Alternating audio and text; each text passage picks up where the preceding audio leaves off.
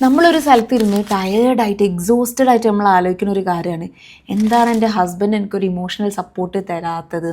നിങ്ങളെല്ലാവർക്കും എല്ലാ കാര്യങ്ങളും ചെയ്തു കൊടുക്കും, കുട്ടികളുടെ കാര്യം നമ്മൾ റെഡി ആണോ ചെക്ക് ചെയ്യും, ഹസ്ബൻഡിന് വേണ്ടി ആവശ്യങ്ങളെല്ലാം നമ്മൾ ചെയ്തു കൊടുക്കും, വീട്ടിലെല്ലാവരും ഹാപ്പി ആയിരിക്കാനും ഫാമിലിയിൽ എല്ലാവരും ഹാപ്പിനെസ്സിനും നിങ്ങൾ പ്രയോറിറ്റി കൊടുക്കും. പക്ഷേ എന്തെങ്കിലും ഒരു ദിവസം നിങ്ങൾക്ക് ഫീൽ ലോ ആവുന്ന സമയത്ത്, നിങ്ങൾക്ക് ബുദ്ധിമുട്ട് തോന്നുന്ന സമയത്ത് നിങ്ങൾ തിരിഞ്ഞു നോക്കുമ്പോൾ ഒരാളുണ്ടാവില്ല നിങ്ങൾക്ക് ചുറ്റും.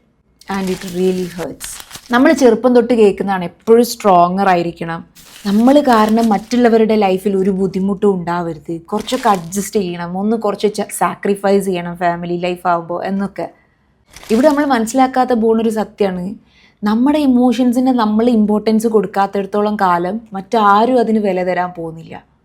അതിന് നമുക്ക് ചെയ്യാൻ പറ്റിയ കാര്യം എന്താണെന്ന് വെച്ചാൽ, start with something very small.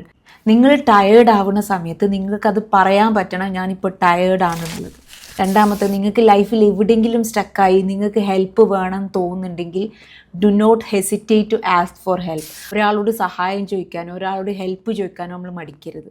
മൂന്നാമത് നിങ്ങൾക്ക് ചെയ്യാൻ പറ്റുന്ന കാര്യം, give yourself permission to rest. ഒരു ഗിൽട്ട് ഇല്ലാതെ നിങ്ങൾക്ക് ടയേർഡ് ആവുന്ന സമയത്ത് നിങ്ങൾ റെസ്റ്റ് എടുക്കാൻ വില്ലിങ് ആവുക എന്നുള്ളതാണ്. പലരും ഹാംസ്റ്റർ വീലിൽ ഇങ്ങനെ കറങ്ങിക്കൊണ്ടേയിരിക്കുക 24/7. അങ്ങനെ നിങ്ങൾ നിങ്ങളുടെ ഇമോഷൻസിന് വാല്യൂ കൊടുക്കാൻ തുടങ്ങിക്കഴിഞ്ഞ് കഴിഞ്ഞാൽ നിങ്ങളുടെ ചുറ്റിലുള്ള ആൾക്കാർ അത് കാണുകയും ചെയ്യും. And they will also start to value your emotion as well. നമുക്ക് ഇമോഷണലി ആണെങ്കിലും ഫിസിക്കലി ആണെങ്കിലും സപ്പോർട്ടഡ് ആയിട്ട് ഫീൽ ചെയ്യുക എന്ന് പറയുന്നത് ഒരിക്കലും മറ്റുള്ളവരുടെ അടുത്ത് നിന്നല്ല നമുക്ക് ഫസ്റ്റ് കിട്ടേണ്ടത്.